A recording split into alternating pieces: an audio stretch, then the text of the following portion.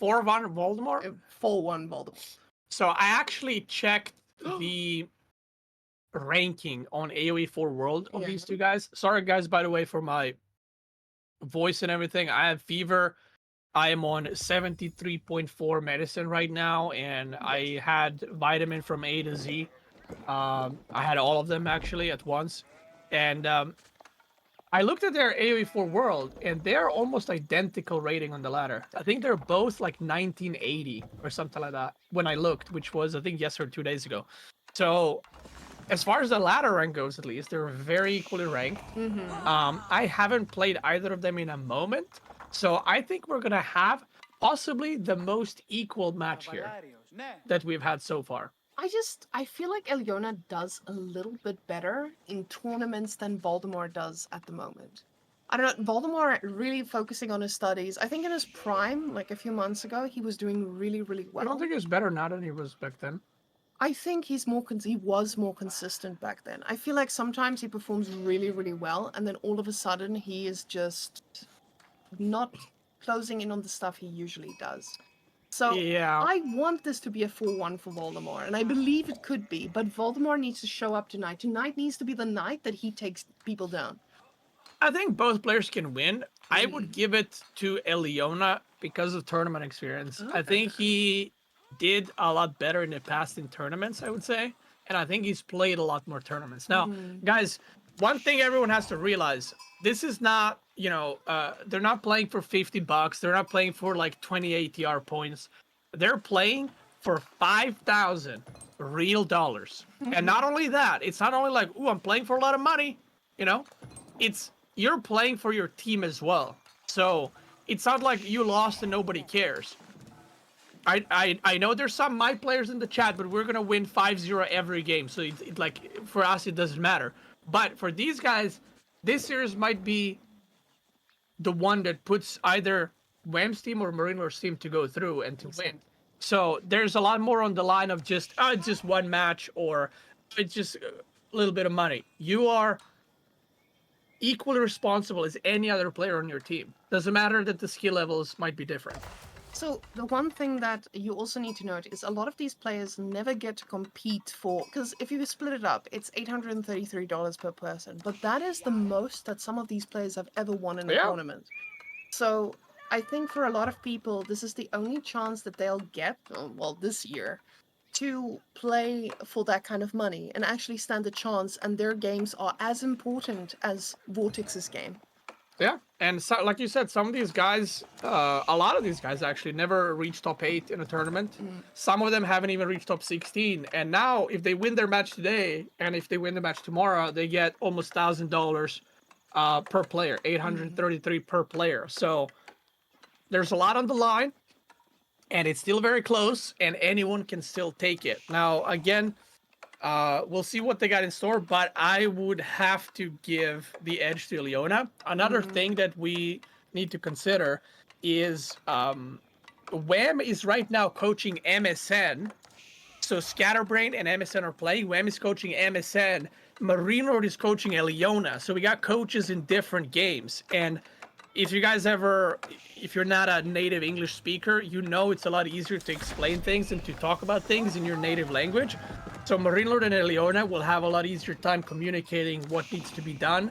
And like Marika said earlier, Eliona will be able to actually understand MarineLord, which is crazy.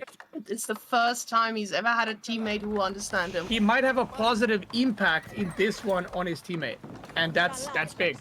Now, guys, we are doing our giveaway after this series, I would say. So, guys, if you want to enter, Arcane Tommy is going to post it in the chat. But if you are watching on SteelSeries, you need to head over to Beastyqt's channel, because that is where the giveaway will take place. So you can hop back in there and hop back to SteelSeries if you're a die-hard fan. But just make sure that you're here to enter for our giveaway for the Arctis Game Buds. They are amazing, they're cute, they look great, and we'll show you after the game. One thing we haven't considered, which is a good point, I just saw it in the chat by Gali, the guy that's going to win tomorrow 5-0, maybe 4-1 if he disconnects or something, is that Eliona is kind of chilling. His team is in the lead, right? They're leading 9-6, if I remember. Voldemort, if you're him, you kind of know you got to win at least 3. Like that's the minimum. You cannot win a game, or if he wins a game or 2, then they're probably out. He needs to win at least 3. And this is another thing that players that are later on in the series, if the team is not leading, have more pressure in them because it's like, oh, now it's up to me to do something. So there's that going as well. And second TC for Voldemort with English and puts it in the back berries, which I'm not sure how much I like. Now, you don't want to put it in the front against Byzantine because the chiropractors will bust you up. But at the same time, putting it in the back on berries, you usually want it either on gold or maybe on woodline or something like that. So at the same time, I don't know how much experience you've had, Marika, with this matchup, but holding Byzantine all in with English is very difficult. And if MarineLord gives any good advice to him, he will say, you need to go for an all in. Go longbow, mass horses, chiropractors, and just slow push him off the woodline. And it is very, very hard to hold off. And again, Voldemort did not have that maybe input from Wham, because I think it's a very scary thing to go for. I always have a rule, and that is you never go 2 TC against Byzantines, because they're just going to burn it down. And I feel like we're going to see exactly that here today, because MarineLord knows the parameters of Byzantines. He knows what they're good with, he knows what they're bad against, and Voldemort, I think, is really underestimating that hard rule that I have now stated here. You cannot go 2 TC without going unpunished. And if he gets enough units, he's gonna need to micro them like a god.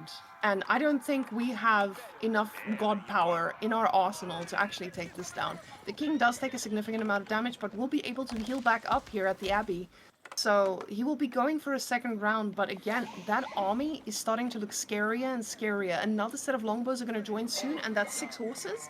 I don't know about you guys, but 10 longbows is not what I want in my woodline, eh? So the problem is, when you play this matchup 2TC, the reason why it's so hard is you cannot get gold. And as you see right now, Voldemort has no gold. He has 2. And you can see Leona is checking the back gold. He doesn't want him to get any upgrades. Not eco upgrades, but military, eco, any upgrades. So he's pushing him away from the gold, which is very important, high level, and I think maybe MarineLord whispered that to him. And if this game stays the way it is, Eliona massing longbows and horsemen versus just longbows with no upgrades is not going to work for the English player. You don't even need to micro. You can just run it down under TCs and you will win that fight. The problem is as well, Voldemort is not going to get any gold. He's going to be stuck with slow English villagers with no upgrades. He's going to try to do something, but we can see Eliona, he already is getting his 2nd military upgrade. That is going to be so powerful in this push. And he's just going straight for the kill. I'm actually really inspired by how many units he has for this push already. And that's just from doing a normal Byzantine play. But guys, look at those resources at the back. I have even worse news, like you're mentioning. He's about to... He Yeah. stopped the push. He's going to go for the age up. That's exactly the resources. Are we gulping? And the reason this is problematic is he made a lot of units. Now, you might think, well, he didn't do anything with them. Well, if he didn't make these units, Voldemort would just go fast castle with White Tower after this. But Voldemort lost his scout. Remember that. Eliona and MarineLord took a note of this. And now, they're like, well, you can do whatever you want, actually. Because Voldemort sees a lot of units, so he thinks this is an all-in. This is not an all-in. But Voldemort has no choice. He has to make units. He cannot stop making units, because he can just die. So what's happening right now, he's not on the gold. He has no upgrades. Golden Horn Tower is coming, so he's not gonna all in with the gulping. And look at that, he's now with the king on the gold, and I think, yep, he's gonna realize now. And from this point on, I feel like whatever choice you make, it is a very, very rough one.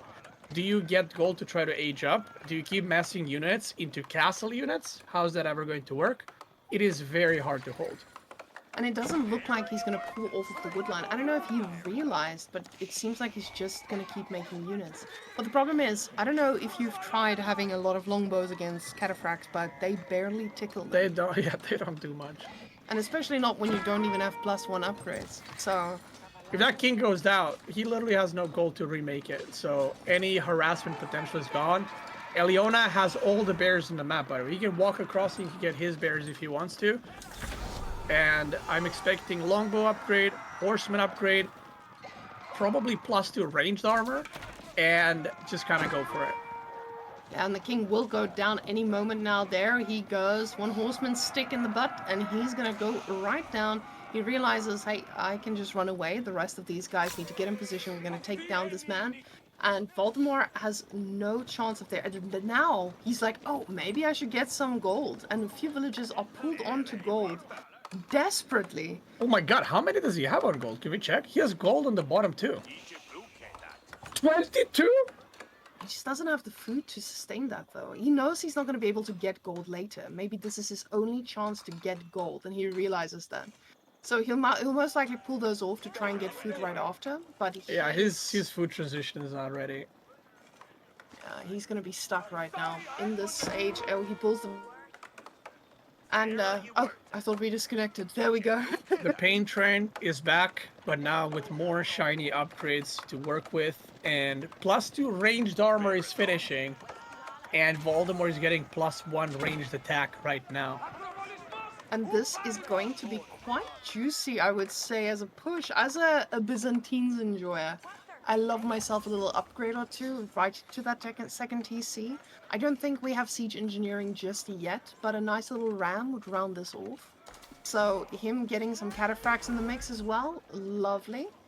That's going to go down very well under those English TCs that are barely going to tickle. And instead of Voldemort going for castle, he realizes, hey, I should probably just get upgrades and keep making units. But I don't think English feudal units are going to do anything against these.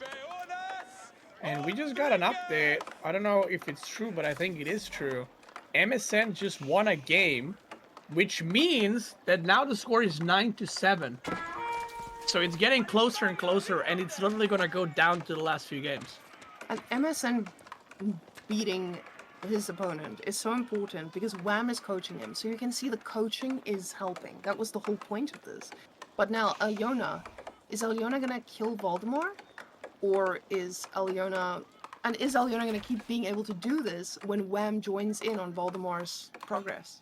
I'm a bit surprised that Eliona is not pushing more. Like, I feel like this is kind of where you want to go. Like, he can kill his whole army probably with just longbows. And then he has horsemen on top of that. 8 spearmen are not enough to hold that. So I'm a bit surprised he's not, like, just making rams or just switching to Varangian guards or something and just going for it. We see 5 more horsemen in production. And yeah, look how much damage the longbows are even taking, which, you know, don't have a lot of ranged armor. And this is going to be a very, very good fight for Eliona, I think. Maybe overkilling a little bit, but that is way too many horsemen, and these guys are barely getting tickled. Look at that. All the longbows shooting at the horsemen, taking like half or 1/3 of its HP. The eco is idle, no wheelbarrow, so extra painful movement. Oh, and these longbows are trying their best. They're sniping so hard. The villagers were even asked to fight back, but they were fighting a very, very sad fight. Those arrows barely doing anything. Villagers are back on, trying to get that last piece of grain before their sacrifice to the Byzantine gods. But this is going to be a very difficult push, especially when Eliona drops down one singular ram and kills everything on that side because there's no answer to it. Voldemort now still ahead in villagers, but he's not going to catch up with this army. He's denied off of resources. He is stuck. So 18 units versus 34. Now, ideally here as Voldemort, you want to age up to White Tower, but if you age up with White Tower, Marika, where do you even put it? Do you put it on the gold? Do you put it on the wood line? Do you put it on the farms? I feel like you need to duplicate it and put it on both Put 2 of them. sides. Yes. That's the best, actually. I think you need a Berkshire at the bottom and a White Tower at the top. Yeah, I think that might do. That might do. And the Varangian guards are now coming. The relics are getting vacuumed. Now, this is one of those where Voldemort's ahead in villagers. The vibes are good. You know, he's playing as yellow. He's looking cute. But the impending doom of this Eliona army just being a lot higher tech. Just having a lot... Look at this. Idle villagers again. Still no wheelbarrow. So these guys are walking. They're not even running. They're just walking around. And how many spearmen do we have? 2. Now, Cataphracts. Okay, Cataphracts taking damage. Sorry. Well, the Cataphract is barely feeling anything, and that's the problem when you're playing against Byzantines. If you don't get that mass, you're just done for. And I love the fact that he still went for the Golden Horn Tower, because you get the free units. You still get the Cataphracts, and you're in a really good position. You didn't even need to gulp. He just needed to push and get ahead even more. And that, ladies and gentlemen, is Byzantines. Very nice. You could just see this with Alyona. He's gotten everything. And honestly, I'm very surprised at his amount of olive oil. Voldemort didn't get a single piece of oil. That's a joke, people. But yes. But actually, he didn't. So. Yeah. Now, what I would like to see from Voldemort here, he knows that the support is there. The support of the coach is in the shadows. So now the question is he going to be able to outdo MarineLord plus Alyona all alone? Because Wham is still holding MSN's hand. So we'll see what happens there. And we'll be going into game number 2 very, very soon. MSN and Scatterbrain are now 2-1 for MSN. And he will be... they're going to join the lobby soon. So both of these games are going to be starting at pretty much identical time. So we can keep track in real time. Because every win counts. It's right now 10-7 for MarineLord's team. They only need to win 3 more. And it's Jover. Now, what I like to see here is we're getting Scandinavia. And I'm really happy we put this map into the pool. Firstly, so our producer has some soul in his eyes as we are going through this game. Wait, there's an update. There's an update. I can't do math. It is now 12-7. We're going into game between Alyona and Voldemort, and Scatterbrain and MSN are going in at the same time. They cannot lose a game, Reka. If they do, though, they do still have a chance of getting 3rd place. But the problem is, the team that is playing against you, they're going to get 0 points, right? Tomorrow. That's right. So whichever team loses here is getting 3rd place, because this other team is... They're not getting a lot of points, I can tell you that. Oh no, we are getting stuck between a rock and a hard place. Voldemort knows this is all on him right now. And he's got the whole team on his shoulders. So Voldemort on Abbasid, Alyona on Japanese. We've talked about Japanese on this map. Oh my gosh. But the wolves! Oh my god, it's a distraction! The wolves just fight back! Oh my god, don't run into that one! Oh. The scout is here to help out, but that villager, he has learned a nasty lesson. Alright, so Japanese versus Abbasid. I would say Abbasid is pretty good into Japanese on these kinds of maps. When we had Kavasan, this used to be like the go-to counter. People went Japanese, and then people were like, oh, Abbasid's pretty good, because they can go military wing, they can do some rams, and it kind of works out for them. So we'll see what they have planned, and we'll already see Voldemort is doing that Kavasan style, where you go fast age up. Now, sometimes people went for 3 fishing ships into a fast age up, but he is just decided to, do the fast age up, and I'm assuming it's going to be military wing, straight to the dock, make a ram. Now, the difference between this and Kavasan, like map, is Kavasan, you can kind of control the water, the pond is very small. This map, even if you kill the dock, Alyona can make a dock all the way to the bottom side and then get an arrow ship, and then can kind of try to defend with that while he's getting some units out. So it's a bit of a different situation, but I think the goal for Voldemort is going to be the same.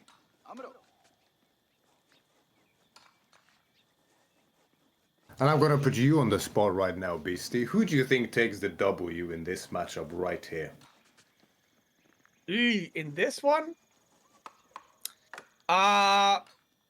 That's a rough one, because I'm gonna say Voldemort, because I want to see more games. So for only selfish reasons. But I actually don't know who takes it, because this map is one of the hardest maps to play, I think. It's very, very difficult to play, so I'm not sure how much each one of them have played on it before.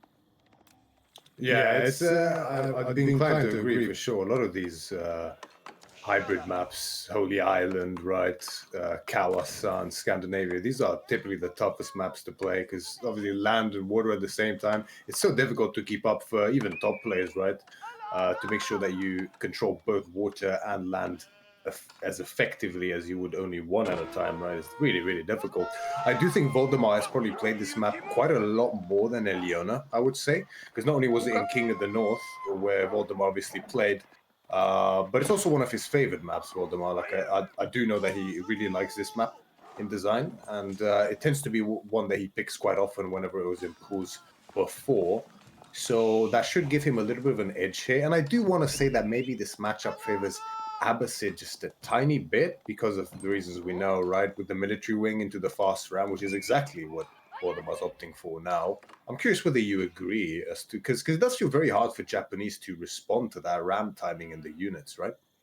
Yeah, so this is what we discussed earlier with Mereka. I think on this map, like specifically, and just Kawasan like maps, Japanese used to be like the king, right? But then people figured out Abbasid military wing stuff.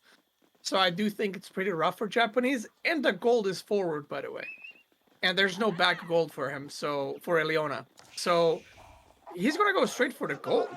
He's not gonna be going for the dock, which is interesting because the shinobis are coming, and yes, archers kill shinobi, but 2 shinobis will kill this army, I'm pretty sure. So he kind of needs to poke to the gold really fast, and if he's going to make a ram, he needs to go immediately, or he might just skip the ram completely and just make military ships. Yeah, it does seem to be the case that instead of opting for the ram, he's sinking his wood into that early galley instead. And I guess his plan is that because of that forward gold, I think he specifically did this because of the gold, as like we highlighted. He wants to catch the shinobi in their trail towards the dock to stop his own docks from being sabotaged, of course, and that way he can have that ship advantage over Eliona, which I think is a pretty good little cook here by Voldemar, I must say. Yeah, it looks pretty good for so far for him. Now the question is where the shinobi is gonna go. Oh my god, those wolves, they're they're chasing everything. So he does have only 1 dock, which is a big problem. If a demo ship comes out next for Voldemort, which it is, it just queued up as I said that, 1 Hulk or 1 Springle ship, if Voldemort does this well, is going to go down for sure. And after that, you kind of cannot really recover anymore. Like, you're just going to be behind. And he's also pop cap, so you cannot even come out. Yeah, that's just brutal. A little bit of misestimation here by Eliona, right? He has 2 free pop, but of course, military ships cost 3 pop, so it's really brutal in this case here. Now, it does come out finally, but of course, the demo, the galley, and the Springle ship are at the ready. I don't think 3 fishing ships are going to be enough here if he's prudent with his damage. But the full detonation. Even if the Springle ship doesn't go down, the fishing ships are likely to go down in turn. And yeah, this is actually pretty brutal right now for Eliona. Yeah, I was gonna say, I think maybe canceling that ship, because he saw the demo come out. I think canceling the Springle ship would have been the best there, because there's no way for you to deal with that. I'm not sure if he was aware. There's Shinobi right there, so he sees the double dock. He only has 1 dock. The best option is for him to now go to the top side lake, and maybe even go double dock and fight there, and we see 1 dock, but Voldemort knows. Look at him. Already a dock coming out, and Eliona, if he doesn't deny that, he will lose both sides of the water on this map, and that's going to be pretty rough to play on from. For sure, yeah. I mean, there's no doubt that Eliona is a little bit behind now. I mean, Voldemar's definitely going to boom up on ships here because he can just sit on top of that Eliona dock in the south and just camp there, right? There can be no more ships that come out. And Eliona knows this, which is why he's going straight for the top pond, just like you said. But yeah, Voldemort not skipping a beat. He understands this, right? He scouts it, and now he's harassing the villager as if even to let him know, oh, I know what you're doing, and it's not going to work. 2nd dock now on the way. Shinobi camping the stone there. I'm not sure that's going to do too much, as TC will be pretty greedy here by Voldemort, so we're probably not going to see that for a little while. But I mean, how do you play this from Eliona's perspective? Sure, like he went on the dock, but now the archers are there to stop the villager. Voldemort clearly knows. Do you think there's some road to recovery here for Eliona? Yeah, if Voldemort messes up quite badly, that's the road to recovery. I think if the game plays out normally, the chances of winning this are like, I would say like 1%. And the 1% is if Eliona goes for fast castle from here and Voldemort goes like too greedy, you know, and then he gets caught and he has no units and mounted samurai start killing stuff. But he will have so much food income that even if he trades like 8 spearmen for 1 mounted samurai, he can probably still win the game with the water eco. So I think this is going to be a really, really rough one. And it looks like he's going to be fighting on water. He's producing Springald ship, but he is already behind 4, 5 fishing ships. So whatever he does from here is going to be pretty rough. Now, Voldemort, I'm not sure if he has Golden Age. No Golden Age, but once he gets that, that's another 15% gathering rate on all the villagers. Yeah, he needs 1 more building. So he's going to be even more ahead from then. Oh, okay, picks off a villager. If he does that 10 more times, we might see a little comeback starting. Yeah, I mean, little victories like that is exactly what Eliona needs, but just like you said, he'll need a lot more of them to actually come back in this spot. What makes it even tougher for Eliona from playing him multiple times myself, right, and just playing against Voldemort a lot of times as well. I do want to say, not to discredit Eliona, obviously, but I do think that his water micro is just a little bit weaker than Voldemar's, I would say, from my experience. So combine that with him already being behind in ships on the secondary pond, I think he really has a very, very tough road ahead of him. But as you said, I mean, especially under pressure, and Voldemort being under a lot of pressure here with his team relying on him for the wins in this case, there is potentially a chance that he might make some mistakes. Of course, he's a very solid player, so it's not that likely. But there is a chance for Eliona, but definitely it's a very much an uphill battle from here. Yeah, and again, guys, if Voldemort does not take this game, the series will be won by MarineLord's team. Obviously, they still want to play for points in order to try to get that 3rd place. But they will be not going to the grand finals. Now, I'm in the other game right now on my PC, MSN versus Scatterbrain, and MSN is winning that game, which is very good because Scatterbrain is MarineLord's player. So Scatterbrain losing that game and MSN winning is kind of keeping the dream alive for Wham's team. That's right, absolutely, and it's pretty tight between these two, right? I mean, with MSN scoring some wins there, and potentially Voldemort can cause quite an upset here, there is pretty good chance, I believe, in terms of the maths, for Wham's team to actually tie up the score between the teams, or potentially even edge out the victory. So as a horseman goes down there too, a lot of spear stabs, I must say, quite the overkill. But I mean, we can see the eco numbers creeping ahead now for Voldemort, as well as the army count, right? However, Eliona is getting very, very close to that castle age. His gold is a little bit shy, however. He has a fair bit more to gather, so it does take some oomph out of the timing, as it is a bit more delayed to the slightest macro. However, it does seem like he was able to stabilize a little bit on that pond in the north. There's not too much pressure. There are ships moving now towards the direction of his fishing ships, but we'll have to see whether a full-out water fight will break out anytime soon or not, as the camel gets intercepted by the horseman. Now, Voldemort is ahead in army and in eco. He's not ahead in tech. And Eliona is doing a good job staying alive and potentially transitioning to castle. He is controlling that top pond, right? Can we take a look at the ships there? So we got 3, and on the other side, okay, he's gonna need to make some more, which he is making another one. So Eliona is fishing a little bit, which I feel like should be legal at this point. Like with Voldemort's economy, he should have pushed that a little bit harder, not let him come back. But as is, Eliona crawls back a little bit into the game. Only 6 fishing ships behind, which is a lot, but I feel like it should have been a lot worse at this point. So he's going to be able to... Oh, gets hit right there in the nose. Completely misses that. And the water, in just one moment, is completely lost. Just like that, and it's as simple as that at this level of play, right? Especially when you're behind on ships like this, you lose 1 Springald ship to a demo, and it's just finished. I mean, we can see now 3 Springald ships as well as a galley for Voldemort on that pond there in the north, compared to Eliona's 1 Springald ship and 1 galley, which now goes down in turn. I mean, if Voldemar just doubles down a little bit on the investment here, he can completely deny water. And sure, although Eliona might be castle age now, he simply will not have the resources to produce enough units to get enough damage done, right? If he just loses that northern pond. Yeah, and we do see that little age up is here. Now, what is he gonna go for? Is he gonna go for... Let's see. Mounted samurais are common, but he was also making an archer range, and that monk was kind of sitting next to it. Chilling, but I'm assuming the... Can we check where Yurishiro went?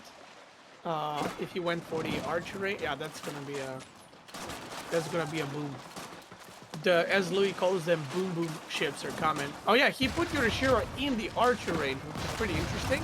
I guess to counter the spearmen and the camels, so not a bad idea necessarily. And Voldemort might not be expecting that, because I think if you're in Voldemort position, you're probably like, okay, I need to make spearmen and camel archers to counter the mounted samurai. So he kind of might be countering himself. For sure, yeah. I mean, he might have tried potentially a little mind game here where he sends in 1 or 2 mounted samurai to bait out an excess in spearmen and camel archers, and then in turn follow up with a huge, massive Yumi behind it. But I mean, Voldemar, not missing a beat again, scouts out the Yumi, scouts out the mounted samurai, and is now clicking up to the castle himself. Interestingly, it is going to be culturing. Actually, no, that makes some sense. I would have thought maybe ecoing to go multi-TC, but he already has double pond, right? He doesn't need to greed for any more economy at this point in time. If he just goes ecoing, survives this little elite unit onslaught from Eliona, and stabilizes from then on.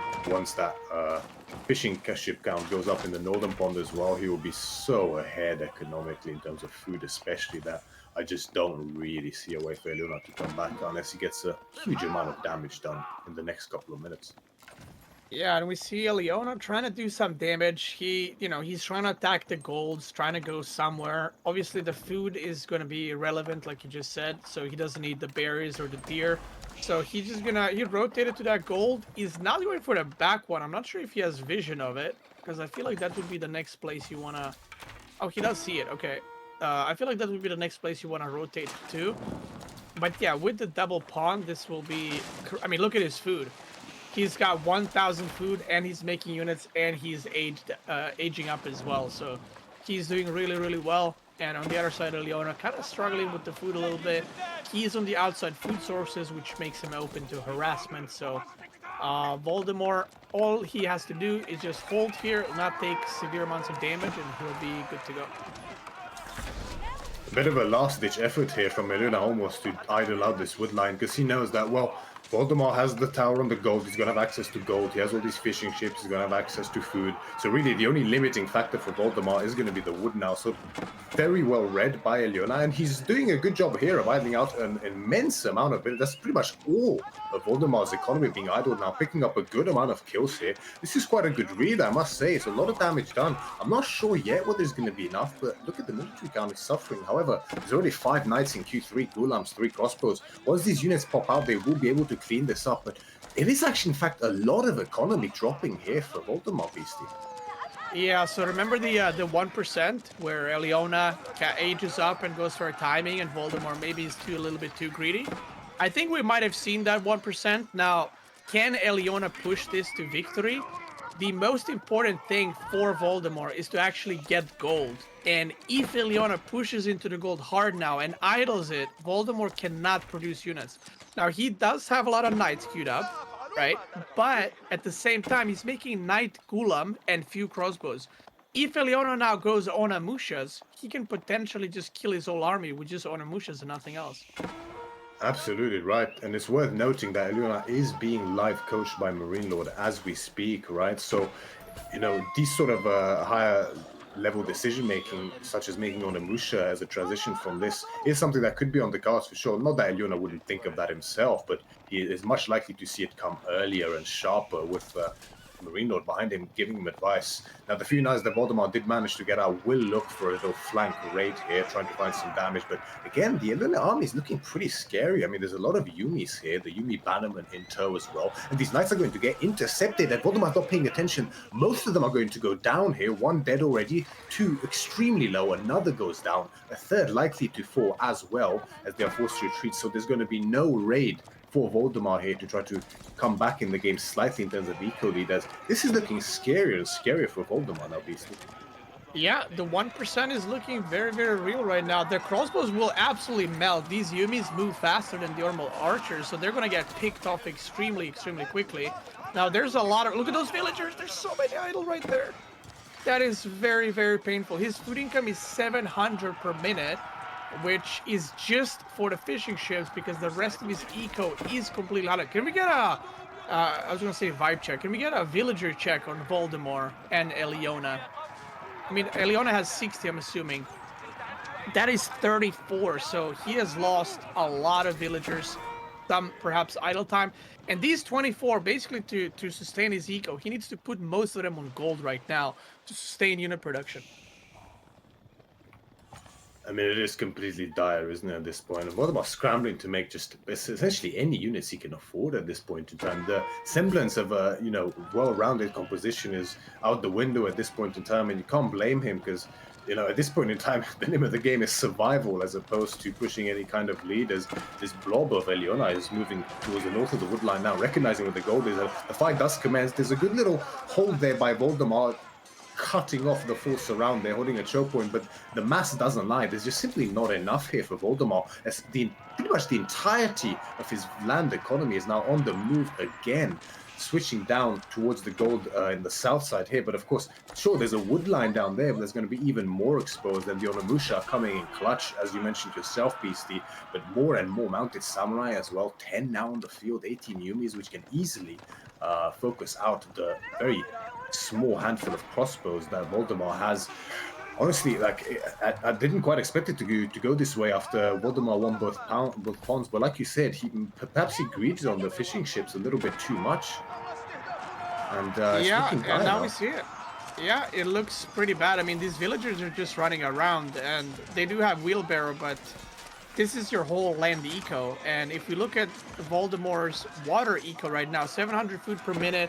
I'm assuming he did not get water upgrades. This is a big army from Eliona, and his resources per minute are also not very high, by the way. He will run out of food eventually, and he kind of needs to try to do even more damage here, because if he doesn't, the game is not necessarily even, but your opponent has fishing eco, and you don't quite know if he has 40 fishing ships or 20, right? The players don't have all the vision we have, so he needs to get as much damage done, and this is looking pretty dire for Voldemort. Absolutely, and it's just such a painful position for Voldemort to be in, right? I mean, him being a good friend of mine, I speak to him quite often. I can really empathize with the spot that he finds himself in now, because like it must be so frustrating after being in such a good position with those two pawns, right? Thinking that you're safe and you're fine if you just play smart from here on out, but such a sharp timing found here by Eliona. And you know, credit where credit is due. Really good work done by Eliona, but damn, you can't help but feel a bit bad for Voldemort to end up in a position like this. And I wonder what he's going to try to do to recover from here, because I mean, obviously Voldemort is a very solid player, but I know from playing against him a lot, we scrim quite often.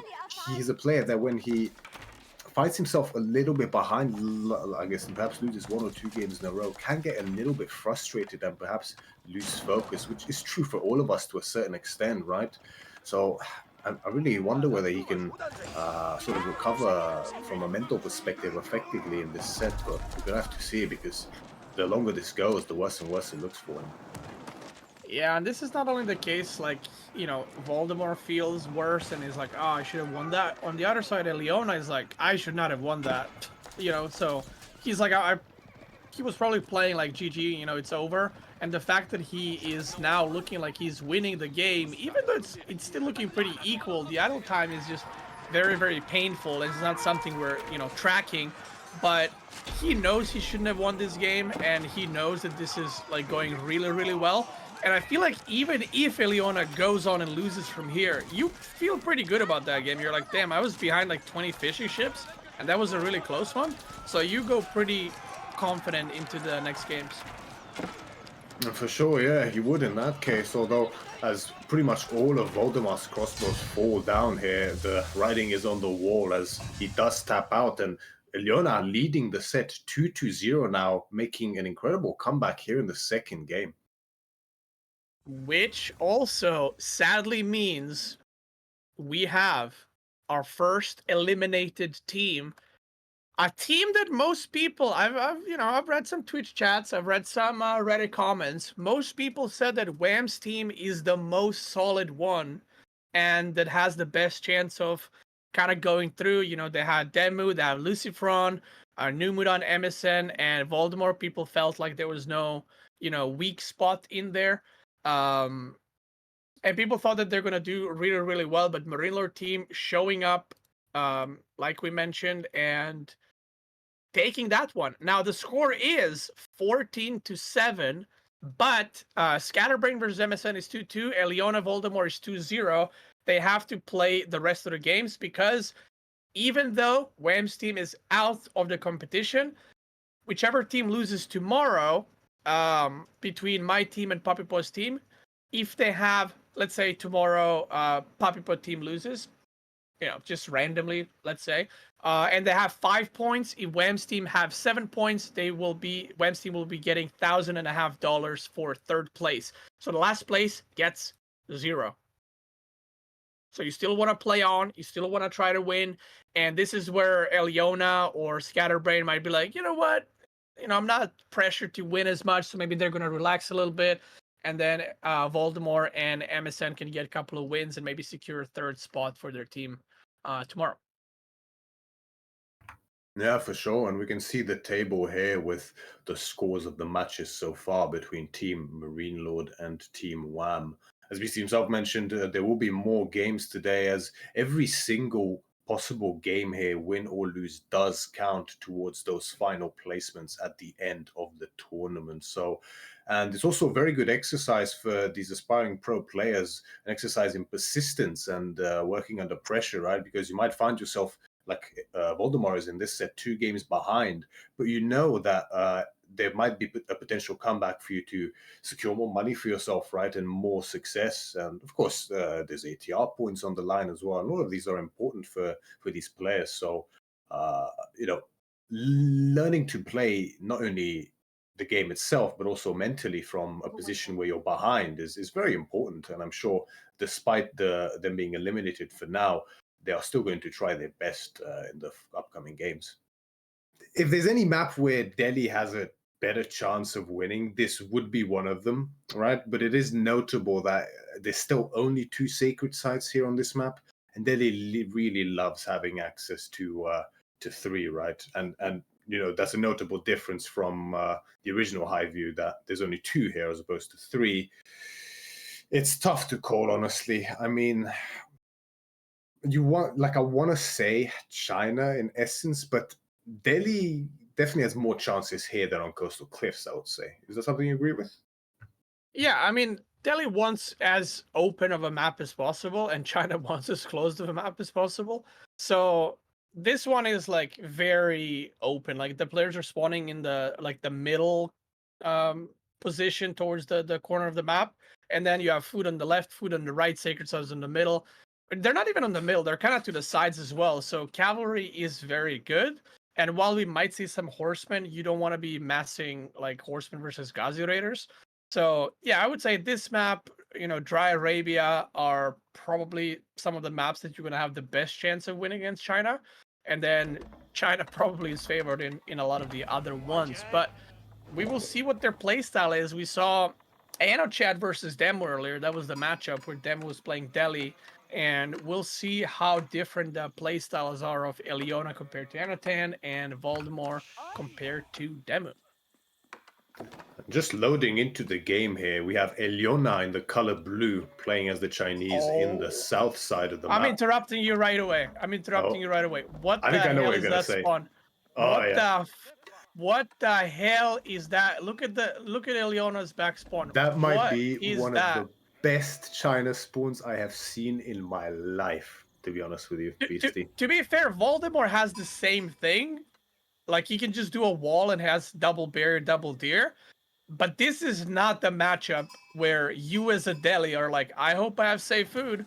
You want the food to be as wild as possible. So this is already looking very, very rough for Voldemort, I think. Just because of just looking at the spawns right now. It's gonna be very hard to punish that backside. It's pretty uncanny, isn't it? I mean, I'm not sure. I haven't played this map too often. I'm not sure exactly if the deer always spawn retracted like this, because it seems to me quite low odds that both deer packs spawn close together behind for each player like this. But I'm not exactly sure. Maybe we can get I don't know if confirmation I've of that. seen this like recently on like any map where Yeah. double deer pack spawns behind the base. Like I've seen one. Maybe like one is like more to the side, you know, like in a corner or something, but this is pretty wild. But it's absolutely nuts for sure. I mean, like I'm almost tempted to say, what do you think? Do you think like with a ridiculous spawn like this, you can actually get away with 2TC potentially, or is that still too greedy? I think you could. Like if you barbican on the back deer, you get double deer, double berries, and then you just mass Zuginu. I think it's possible, but yeah, MarineLord's probably like, I don't know if he's still with Leona, but he's looking at this and he's like, yeah, that's an average spawn for me. That's he's like, oh, we didn't get back gold. That's so unlucky. He's probably That's the like, oh, comment he would oh, kind that's of have. pretty Yeah. good. Yeah, he's like, oh, no back gold. Oh no no. But yeah, that's yeah, he's still sitting. We just got confirmation, and we just got another confirmation. He is actually furious that the gold is also not in the back. He is raging and screaming right now, but I hope he calms down. But yeah, this is a pretty good one. Now I don't know what Eliona's style is, and I don't know how much the coaches. One thing we haven't discussed. I am not sure how much the coaches are actually kind of intercepting their play style. You know, like maybe Leon is like, you know what, I like fast castle, and Marilla's like, no, do one TC Zuginolin, you know, or if they're letting them play their own thing and then just giving them tips on how to do it a little bit better. That's kind of interesting to find out in the end. But yeah. We're just gonna have to see in the end, right? I mean, I'm not exactly sure how we go. If I remember correctly, I did see Elena play this matchup against May, which you know quite well, I assume, on the ladder. And in that matchup in particular, he did like to open horseman, kind of like Anatan did, right? So I wonder if that's something we will see now as well from Eliona. But of course, with MarineLord behind him, or watching over his shoulder, clearly his presence has had an influence on the spawn. We're going to see how much of an influence it has on the game plan as well. Yeah, I mean, in this situation as Delhi, you probably go pro scout anyway, because it's, you know, it's free, so why wouldn't you, right? As Eliona, even if he wanted to go pro scout, you probably skip, right? You don't need it. I mean, it's right there, and you even have those two wood lines. You can just do a quick little wall and secure all of that. So, I wonder if he's actually gonna put like Barbican left from his gold to protect that one berry patch, and just wall off the backside. I guess we'll see. We will have to see. I mean, we do have up to the feudal age now. It seems like we do, in fact, have wood gathering way before any kind of Barbican shenanigans here. So it's not going to be a fast Song dynasty as we potentially anticipated. And it's, in fact, a barracks opening here from Eliona, which I have to say does surprise me a little bit. I wonder if he perhaps plans on kind of doing what Anatan did last game. Perhaps we tried to go for a lot of units into a forward Barbican potentially. Yeah, I mean he could do okay, so he could do Barbican on the big gold on either of the sacred sides actually. I mean you get boar, you get gold secured, and then you can just do the thing I mentioned earlier, you can just wall the back side, and then that way you kind of go as greedy as possible, but at the same time in a way as safe as possible. Now, Voldemort is not opening with stables. He opened with blacksmith, and he's getting all those upgrades first. We see him scouting. No pro scouting that I see, and I think okay, yeah, he's going horticulture second. So no pro scouts for now, and we still have yet to see what his plan is. I wonder if he's gonna do like a. Okay, there's the stable. I wonder if he's gonna do like a fast castle or something, just to be like, you know what, I can't do much here. Let me just try something else. That could potentially be in play. I know Voldemort in particular. It seems to me, from playing a lot against him and seeing him play as well, he seems to open Blacksmith as Delhi in virtually every matchup, actually. So a little bit old school in that regard. And from my experience, he does tend to be the kind of player who does like a more aggressive Delhi playstyle in Feudal Age, investing more into heavier feudal aggression as opposed to sort of a castle timing. We're gonna have to see whether that's still the case now. Obviously, he might adapt his playstyle depending on how this game goes, and it is going to be that Barbican on the sacred side as we expected. And the thing is, with the delayed units from Voldemort, this is just not going to get stopped at all, right? Yeah, and this is the part where I feel like this kind of style that we saw Anton and Leona, I feel like it wouldn't work against someone like Vortex, because he will probably make Archer Range and Stables and then just make units, and you will suffer pretty terrible damage taken. But this will go up, and he will get access to Boar, and now not only you're having to deal with the spawn that Leona had, or has, but now you have to deal with, basically, there's 2 sacred sites, but you can only take 1. So, do you go for Rams? Do you go Fast Castle? What do you even do here that's like a good choice? And I'm not really sure. It's difficult to call, isn't it? I mean, it's quite. I mean, it's expected to a certain extent to see it play out quite similarly to Anatan Demu, but I must say I'm slightly surprised by both Demu and Voldemar's decision to opt into the Delhi on what isn't typically such a Delhi-favored map, especially with the threat of China in the pool as well, right? I mean, the threat of the Barbican on the side has been present for so long in this matchup, and especially with only 2 sacred sites overall, if one gets completely denied and you're forced to sit on only one, there's just no way you're going to be able to push that Barbican in time, right? So your options are really, really limited. I mean, sure, the Barbican is not going to defend the Aliona's base, but as we mentioned, with such a defensible spawn thanks to the wood lines, it's not like you can really push it anyway, Beasty, right? Yeah, so the only thing that I'm thinking of that could be happening here is they have only like 1 open map, right? Like Dry Arabia, let's say. And they're thinking like, okay, we have Pigeon's View, which is this map, and we have Dry Arabia. Now, if I play Delhi on Dry Arabia, that's obvious, right? So I'll pick it on Pigeon's View. And I think both Anotend and Elion in this case were like, you know what, I'll just pick China. Because maybe their plan is, I'll pick China here, and I'll pick like Jushi Legacy on Dry Arabia, right? To just completely counter Delhi. And someone might say, well, why don't they just pick something else than Delhi? The thing is, in the current meta, Delhi is insanely strong, even though I feel like it lost a lot of games today.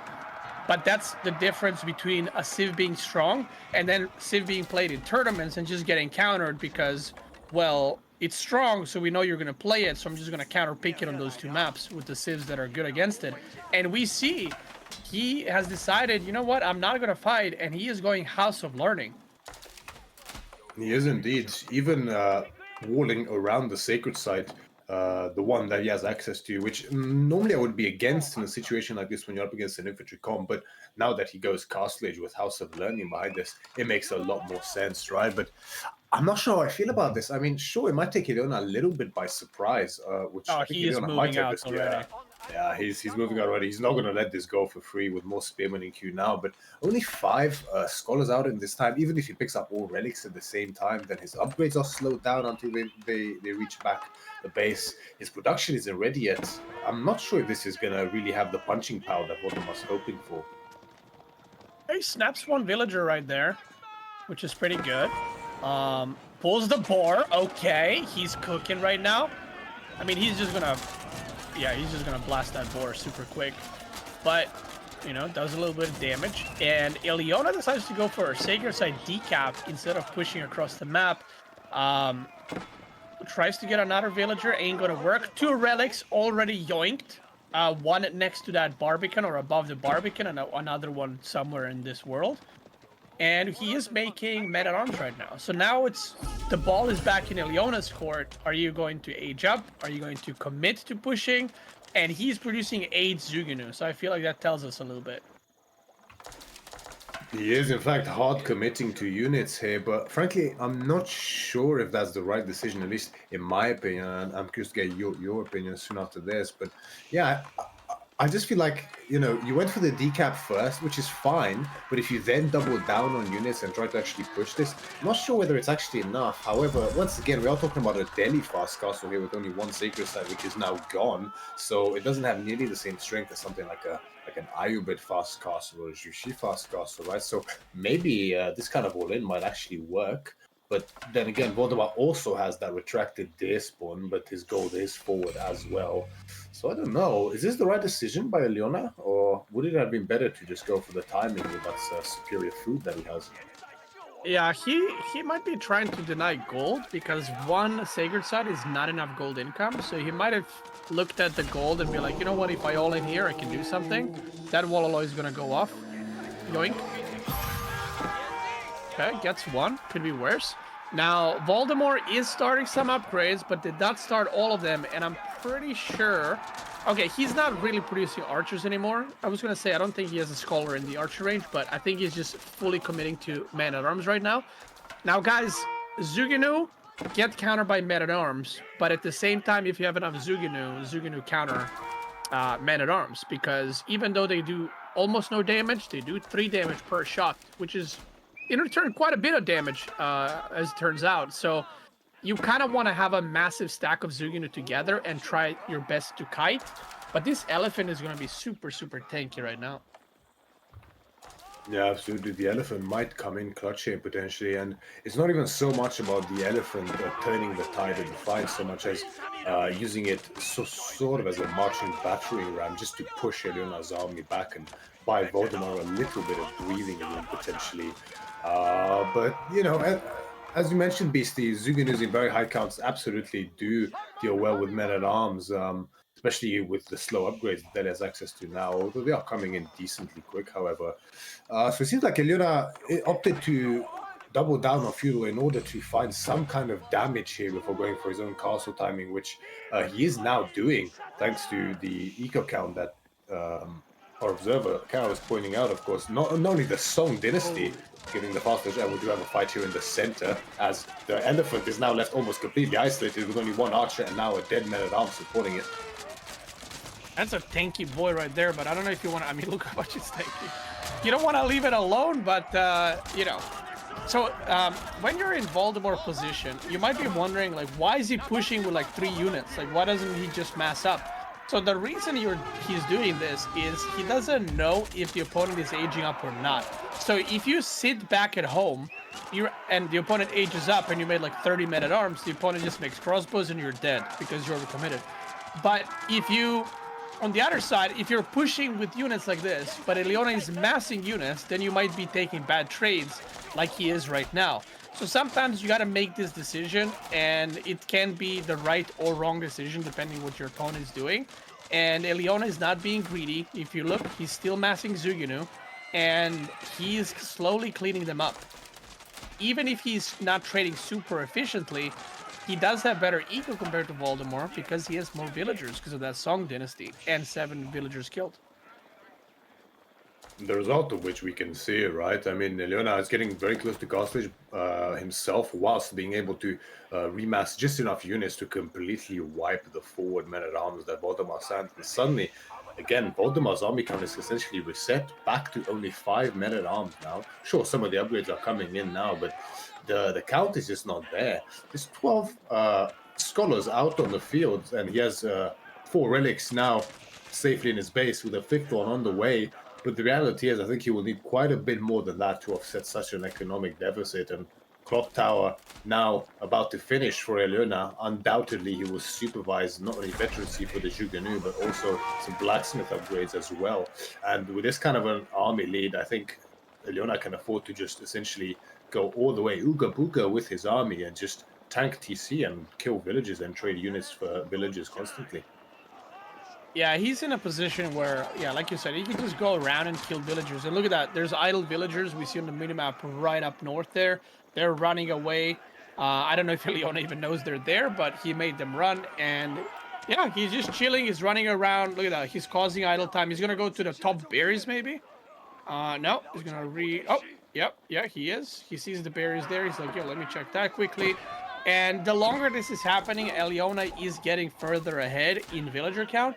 Now, Voldemort does have all 5 relics very soon, so that's something that he's got going for him. But what he needs to try and do right now is potentially slow down the game, maybe get a keep on those berries there or something, and just try to play on, because he should know he's economically behind. Absolutely, right. And I mean, quite a new discovery in the meta, right? In the past month or two or so, since Delhi's um, buff to the Dome of the Faith, especially with the cheaper scholars, we have noticed that Delhi Imperial Age is in fact not something to be underestimated by any means. So slowing down the game now for Delhi is a better option than ever before. Though I do have to say, Leona's landmark choice surprises me a little bit. I mean, would have expected to see Imperial Palace on this map in order to highlight the villages. This map in particular, I mean, with the pocket economy that Baltimore is likely to be on constantly, and essentially the only way he's being supported in this game anymore, having access to the global ability to see every villager that Baltimore has could have been crucial in knowing exactly where to raid, to split off groups as you can do and deal a lot of damage, right? Yeah, I agree with that. I mean, that Imperial, what is it called, Palace, would have been so good in, like, somewhere in the middle in front of his base. It would give him not only vision, but vision in these stealth forts, which are so annoying to go through. He would have full vision all the time, see wherever the opponent is going, and like you said, have the ability to see the villagers. Because I don't even think he wants to make nest of bees against his opponent. Oh, but okay, there's 20 archers, so maybe now. But if he just went Imperial Palace and then mass Palace Guards, I think that would do like really, really well, just butchering the villagers around the map. Completely right, yeah. And I mean, we see now the result of that economic lead for only building further and further, right?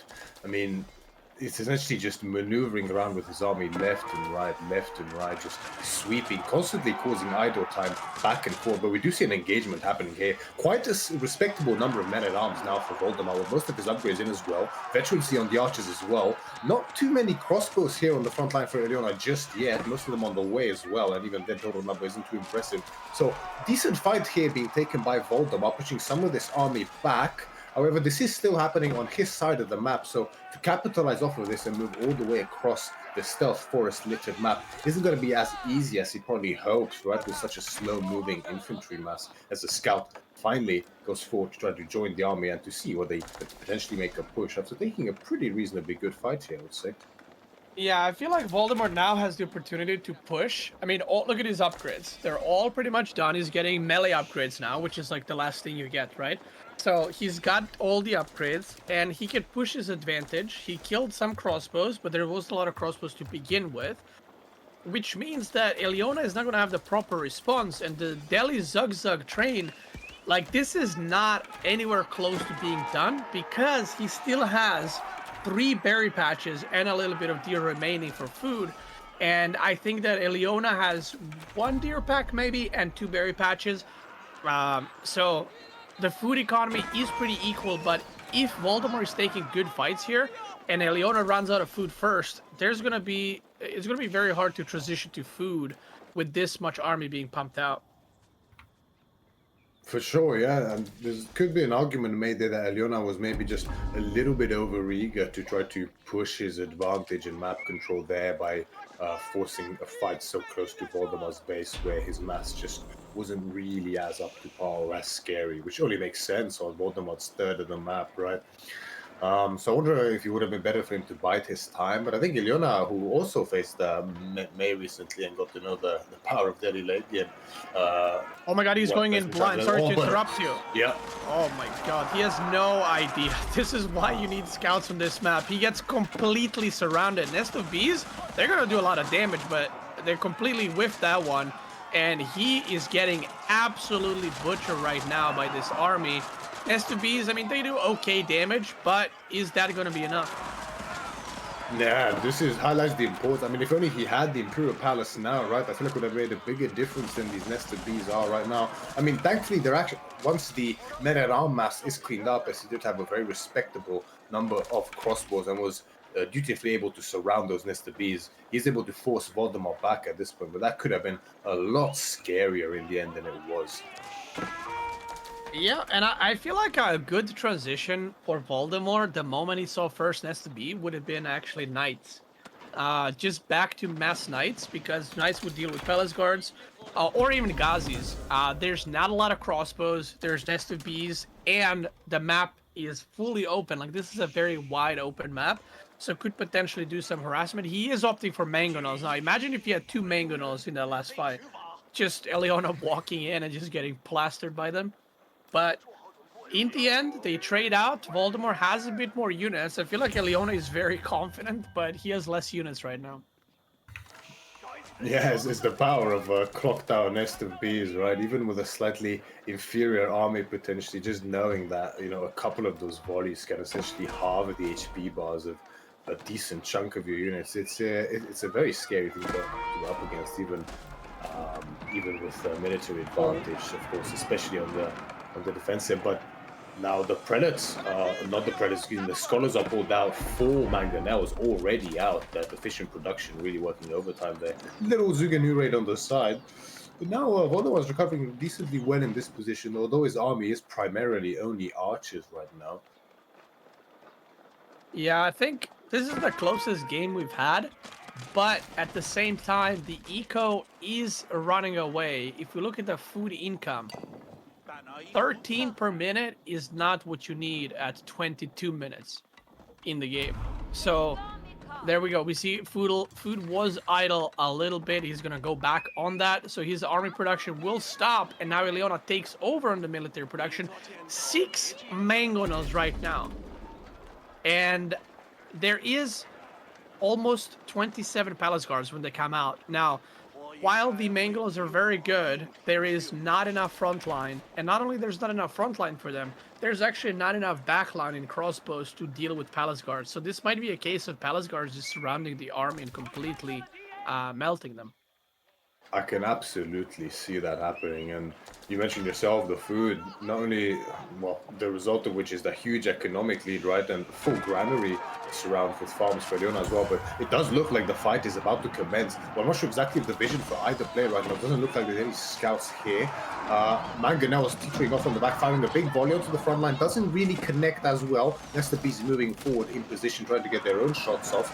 And there's no good vision here for Voldemort at all. He doesn't see the full extent of the army as the Palace Guards start charging in. Scholars pulled in the last-ditch effort for this fight as well. But Voldemort's back line is falling quickly.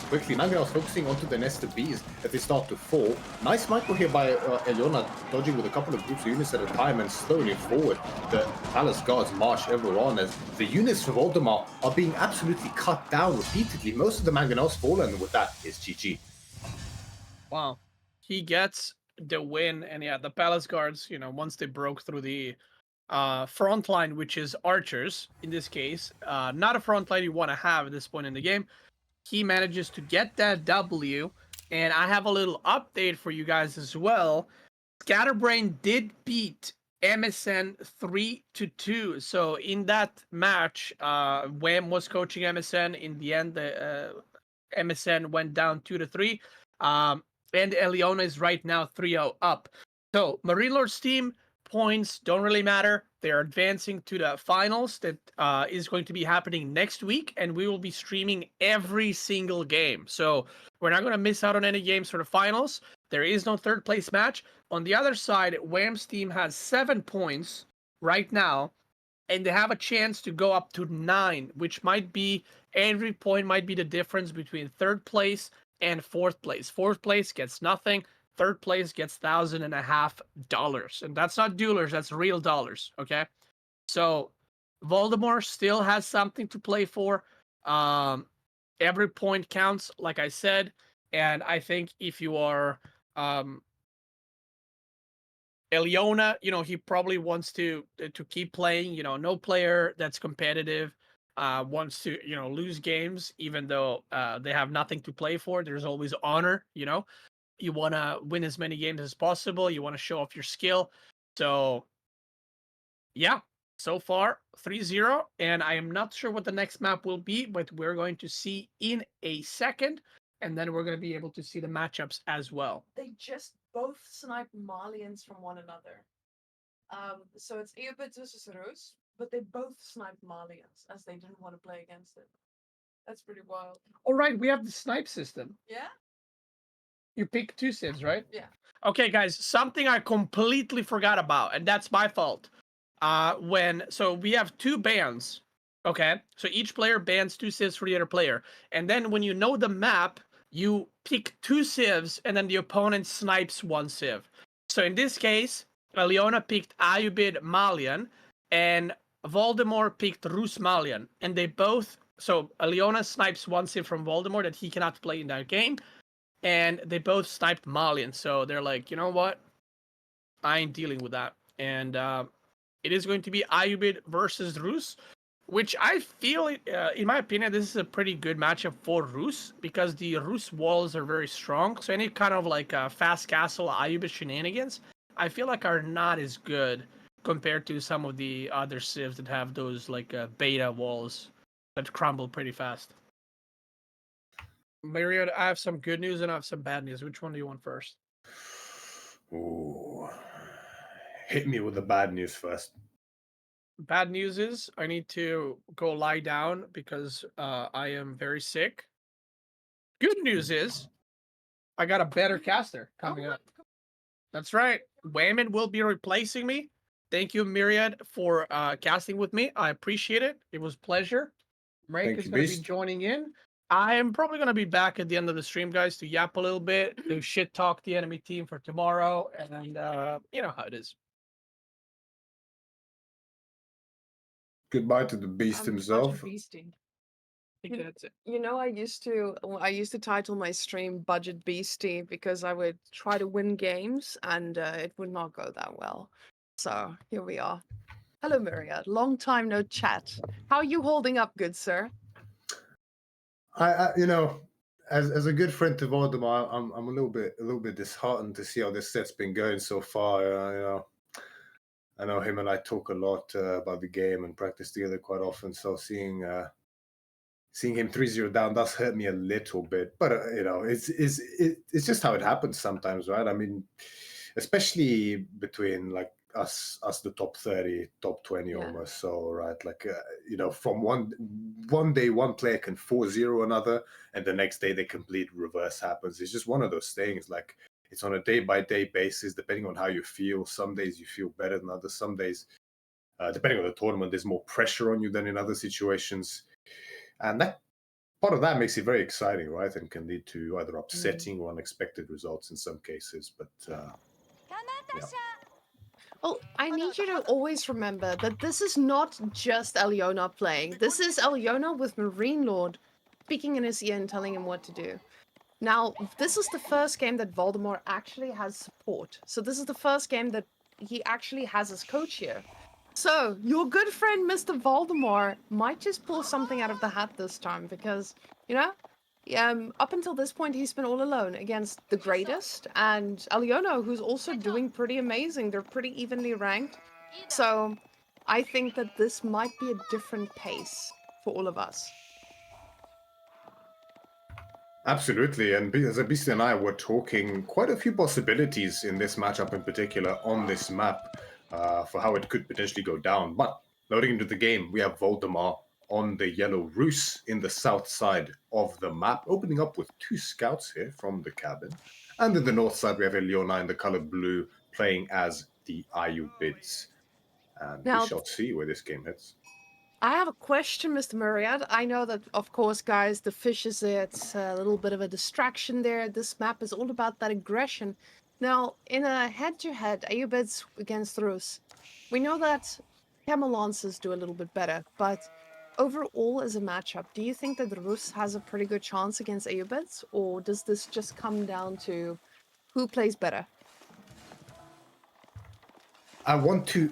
I actually disagree with Beastie just a little bit here. I want to say that Ayubids generally has just a slightest edge over Rus in the matchup if they're sharp enough with their timings and they harass. However, with a caveat that that is only on your typical dry Arabia kind of open map, right? Whereas I think the more closed and the more resource rich the map gets, the more it ends up favoring a Rus, I would say. Where they're eventually superior economy can really take over when they have access to all the fuel that they need, so to say. Now, on a map like Coastal Cliffs, it's quite interesting because now, although Coastal Cliffs isn't that rich in resources, notably, there's less of pretty much every resource type except food, I believe. It is, in fact, very tight and constrained. So, in a way, it works against Rus, but also for Rus at the same time. So, it's kind of difficult to call, really. I mean, at the same time, it's tough for Ayubids because they can't get as much value from the camel lances they would normally like on your typical dry Arabia, for instance. And with such easy wall potential for Voldemar on the left side, with triple woodline spawning so close together, he can afford to build his base incredibly tight there. However, that deer is looking a little bit unfortunate for him at the same time, as it's about as open as it gets. Oh, the problem not the problem. I guess my question here is the Golden Gate, though. It's not something we've been seeing a lot. It's popped up here and there, but it definitely has its place in the meta. And what we've been seeing a lot from people is they go fast castle out of this. Is this something you could possibly do in an AU-Bits matchup, even? Yes, we have seen this. I believe, I'm not sure when. I think it was in Kid Pigeon's tournament recently. We have seen. I'm not exactly who the players were in that game in particular, but we did see Rus against Iobits there, and there was in fact a fast castle by the Rus using the Golden Gates advantageous ticket trades in order to go into horse archers and try to essentially flip the script onto the Iobids, gaining map control through them and an economic lead that way, and transition from then on wherever they may get the most ahead. Now, Golden Gate has been becoming more and more popular recently. We keep seeing it more and more in these tournaments week by week, right? And there's a good case to be made as to why that might be so. I mean, Kremlin has been bumped back, so to say, in terms of power for a couple of patches in a row now, right? And ultimately, it's just purely a defensive landmark at this point in time. Sure, it acts as a wooden fortress, so it saves you a little bit of resources at this point in time. But Golden Gate, however, is just so much more versatile in that regard. I mean, you end up saving so many resources with those favorable ticket trades, right? And quite typically, we have seen players opting to trade wood for gold in order to achieve a very quick castle timing without even needing to go onto the gold marker. Just by dropping a wooden fortress onto the wood line, keeps it nice and safe, and then you just trade all the wood that you get into gold, and you end up hitting a pretty fast timing, especially if you end up going for pro scouts as well to boost your food income even further, to delay it just slightly. I can see the BM coming here from Voldemort's villager. He's like, give me that sheep, brother. You keep attacking my hunting cabin, I'll take your life. And the double broad axe then, it reinforces exactly what you said. With that wood income, you can just easily trade this and get your fast castle. So I can see the timing. I think it's definitely not something we'll be seeing in Low Conqueror anytime soon, because it just looks like it's a little bit harder to execute than your standard Rus builds. So absolutely loving this though, because Alyona is going for some camels at the same time. I know that when you get these two dervishes, you get this huge advantage because you can keep healing them up. So you send out your units, you harass, you take a little bit of damage, slow your opponent, and then all of a sudden they're full HP again and everything's okay. So absolutely love this play from Ayubits, and I like that he's going, I like to call this responsible castle. So responsible castle is fast-ish castle, but you make units to make sure to keep your opponent on their toes. So Alyona with the responsible castle, and I mean Voldemar, he's just going for the castle, as you said. Now those villagers around the TC do look a little bit hungry. The sheep, they're definitely coming at the right time because those villagers all standing there ready to herd some sheep, but barely finding anything. One just chasing for his life. 300 gold per minute with the Golden Gate, so he's been trading a lot. This man is ready for the age up. Absolutely, as we highlighted, not only do you get boosted drop off from the wood when playing Rus and then under the influence of the wooden fortress, but on top of it, you trade it favorably at the Golden Gate. So really, economically, it really starts adding up. We do see a sneaky little villager pickup there by Alyona. I'm not sure why Voldemar believed that he could actually repair that. That wasn't going to be the case. And I really do like the two Desert Raiders by Alyona coming in here. This is something we have seen more and more often from Iobids, right? The dervishes into making just a few Desert Raiders. As a result, you can really put out a lot of harassment, and if you just pull them back in time, healing them up after a little engagement, you can get a lot of value out of them as a result of this. And it seems like Voldemort changed his mind, because instead of opting for the Abbey of Trinity now, instead he goes for the High Trade House here, which just to boost his economy even further, because I think he recognized that it would be pretty hard to get any sort of relics with these Desert Raiders in tow. I feel like that's a pretty good move in that case, because most people feel like, oh, this is the build, I stick to the build. But Voldemort now, with his coach in his ear, I'm really hoping to hear that he's actually getting the feedback he needs to take this W from Eliona finally. Because again, every point matters. So if they want to secure that third place, they need to be able to do this. The archery range is there, so we can just imagine what'll pop out here the moment the time is right. The high trade house about to kick in. We can't see the age up timing over there on Eliona because Aeobids and this UI, not the best of friends. But it's coming in hard, and there's going to be 7 extra villages, which is going to give such a big boost to our Aeobids player here. And frankly, he will need it, right? Because although, sure, there's a bit of damage done here by Eliona, taking down both hunting cabins is actually no bad maneuver at all. I mean, that's a lot of resources lost there for Voldemort. I mean, it's 100 wood for each. That's a lot to spend, and using the both, that's 200 wood down the drain, essentially. Sure, they gave a little bit of gold, but definitely not enough to pay back by now. But we see Voldemort is just changing his mind for the second time now. He was going for a second archery range there, but instead opts against it. I wonder if Wham's influence might have something to do with that. We'll see whether if it's for better or for worse, depending how the game goes. But yeah, I mean, horse archers, nothing surprising there coming out. But already we have horsemen coming in from Eliona, and I mean, there's a raiders combined with horsemen. That is definitely a composition that will deal very, very well with the horse archers. Now, I can imagine this is going to be a tough game for Voldemort to stay in, though, because now Eliona's picking up those relics, and he got that extra villager boost. Voldemort did also lose a villager in this whole process, and this is going to start to show. I'm a little bit worried for Voldemort, because here he needs to do damage. And yes, he's getting his version of prelates to make sure that he goes and picks those up, but these horse archers aren't doing too great against the camels. And this is just the difficult part when you play against them. Horse archers are mobile, but so are those camels. And now the horsemen joining Eliona's army is going to make this quite a bit harder.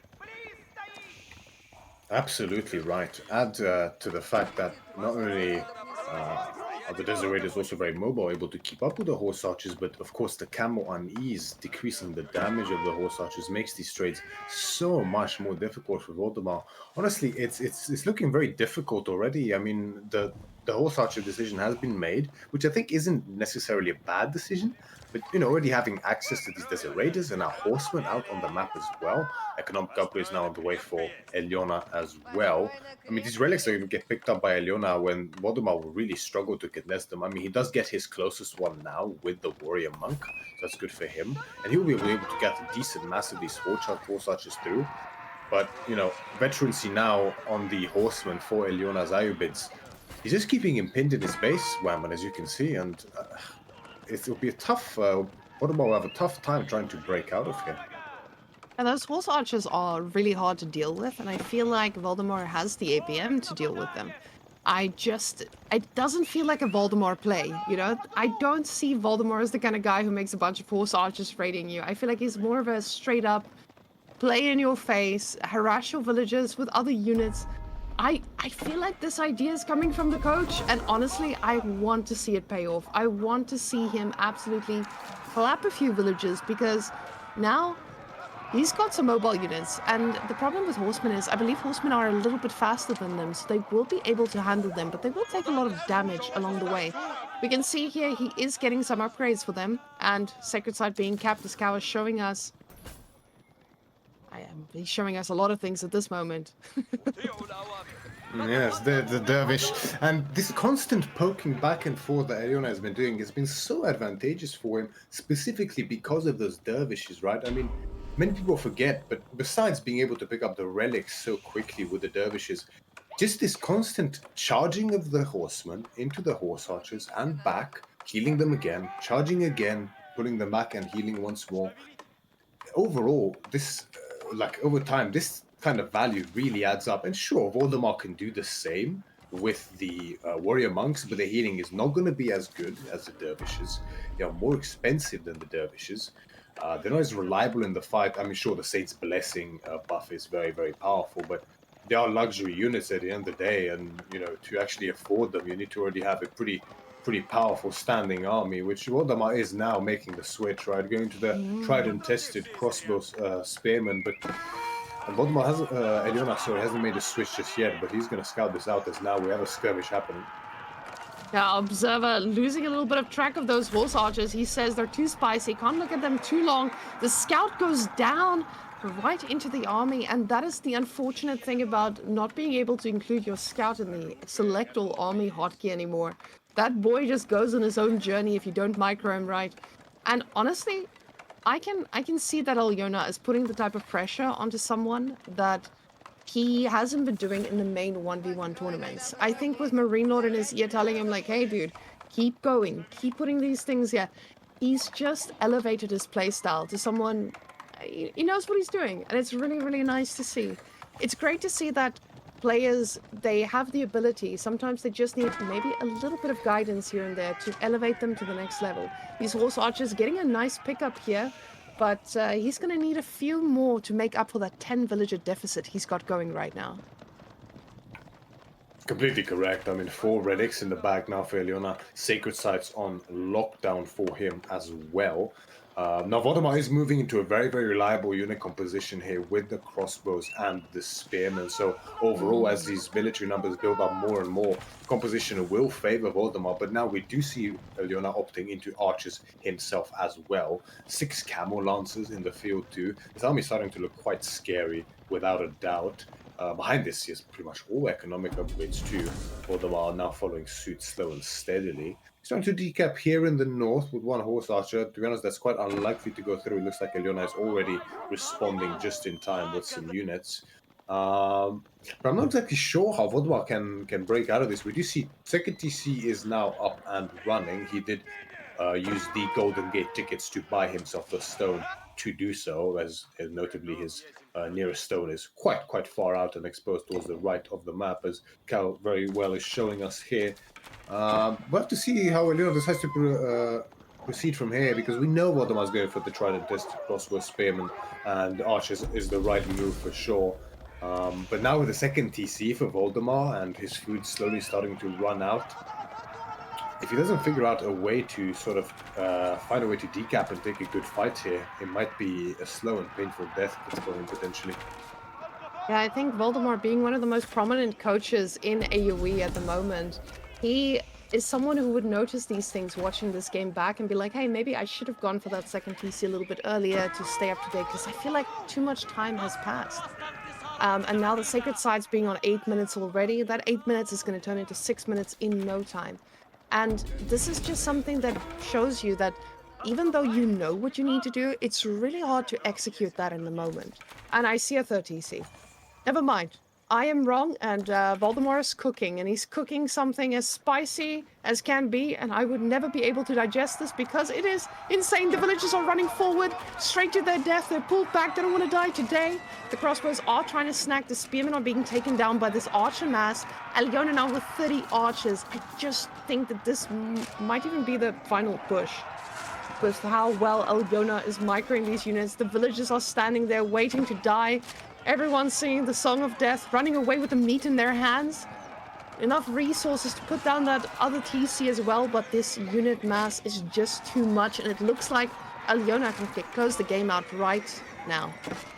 Disastrous for Voldemar, getting caught with his pants down, placing that TC. It's an immense amount of greed from him trying to place that down, but frankly, he doesn't really have another choice in that situation. He needs to re-escalate the economic lead. Now he's placing the TC on the back line, but he no longer has a military to speak of at this point in time, and just such good execution by Alyona, of course, with the help of MarineLord on comms with him, guiding him every step of the way, and you can see the result of which is just a decimation here in game number 4 in favor of Alyona. It looks like every game that passes between these two, Alyona just executes it cleaner and cleaner than the last one. Now, at this point in time, yeah, as expected, I mean, sitting under the TC, tanking arrow fire, Alyona doesn't care anymore, and GG is called by Voldemar 4-0 in favor of Alyona, with only 1 game left to play between these two. Yeah, I think when you're looking at the players here, knowing how they play, knowing them quite well, I don't feel like this is in Voldemort's favor, even going out from here. Voldemort, I feel like, is an amazing player when he has control of the game, but when he starts going on a losing streak, I feel like he sometimes just loses that focus and he goes deeper into his own head, questioning why he's doing specific things. And I'm really. I can see the graph here. The graph was always in the lead of Alyona. Alyona always just in charge of the game. Hitting H3 was an absolute destruction for him. And that boost in villages, you had to find a way to catch up to that, because if you can't, Aeobids will just run over you. And that's the problem when playing against Aeobids. You have to ask yourself, am I able to kill them? Or am I going to be killed? Find a way to stay up to date with them. And I just don't know if Voldemort knew in that moment. Yeah, it's extremely difficult, honestly, and this is why I think it can be really tough for Roos this matchup. I mean, Iobit just plays at such a fast, tempo-oriented pace for a civilization like Roos to keep up with, who normally is very powerful economically, of course, as we saw even this game. Using Voldemort did a great job of utilizing the tickets to his advantage. But the problem is, in this matchup in particular, is that the tempo that Roos can normally play with, which is going for that fast castle, going for those horse archers, taking map control.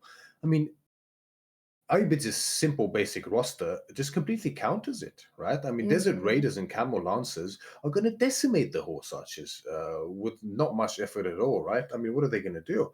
The Camel Unease, as well as the stats favoring them, is just too much to overcome.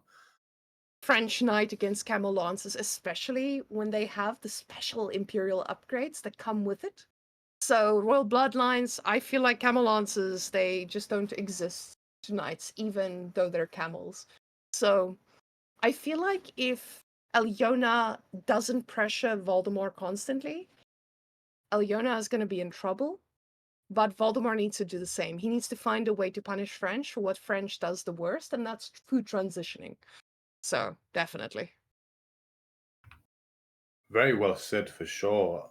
Many people do tend to forget this, but although camels do counter knights in essence, we are talking about French knights here, right? And French knights are no joke, that's for sure, especially if you manage to get that royal bloodlines in the castle age. And I mean, combine that with the bonus damage from a charge. I mean, look, even your run-of-the-mill regular knight or lancer, let's say from China or from Abbasid, right? Units that are just completely basic and have no boost or bonus whatsoever in terms of special upgrades or any unique stats for that regard, at least without Song Dynasty, Yuan Dynasty or something like that. Even they, after the charge of the Lancer, they trade decently against the Lancers because they actually have do more damage with their sword as opposed to the charge. I believe they have more health as well, if I'm not mistaken, but that might be a mistake, or higher base armor. It's one of the two. But as I mentioned, we're talking about French knights here, right? So if Alyona can find the kind of damage necessary to capitalize on being able to get a large amount of knight mass and not feel bad about it against a civ which historically deals very well with knight civilizations, then it could be quite brutal for Voldemort. But then again, historically, this matchup is considered to favor Iobids by a decent margin, right? Specifically because of the access to camels and the superior mobility that they have compared to knights. But and on a map like Lipany, of course, with the additional berries that they have access to, it might be the case that is how it turns out. But putting to the game, would you like to introduce our players for the final game? In the blue, we see our wonderful French player, Alyona, taking on the big bad Voldemort, coaching expert of AoE. Now, Alyona has been a caster, he's been a player. Voldemort, recent caster and also player. It is amazing to see how these guys can branch out and play so many civilizations at this level. Now, Voldemort, he has his honor to defend this game. And as Myriad said, he should have a little bit of an advantage, but Alyona has 3 stones next to each other, and I think that means you summon Exodia, right? And you win the game automatically. The triple stone. Yeah, that's a Yu-Gi-Oh reference, but I also think I mispronounced it, so don't come for me. This is Star Wars versus StarCraft all over again. Now, School of Cavalry coming down, not a big surprise here, as you don't want to, trade against a very mobile civilization like the Aeobids. You want to make sure that you get the tempo so you don't fall behind. Yeah, well said for sure. And there's a few ways this matchup can go from the French perspective, right? I mean, in the past, we saw the classic French 2TC into economic play where you look to get up a huge amount of arbitrary and once you get into the castle age to help you on the defensive with only a few knights in feudal age to disturb the Iobid player to buy you some time. That's fallen out of favor somewhat slightly as the pace of the game has sped up, and of course TCs have also been nerfed since then. And we're now much more likely, I think, this game especially to see an immense amount of committal to aggression by Eliona, especially once he scouts the format, because he will recognize that essentially the entirety of Voldemar's food economy is on the forward, as tends to be the case on EGC Lipany here.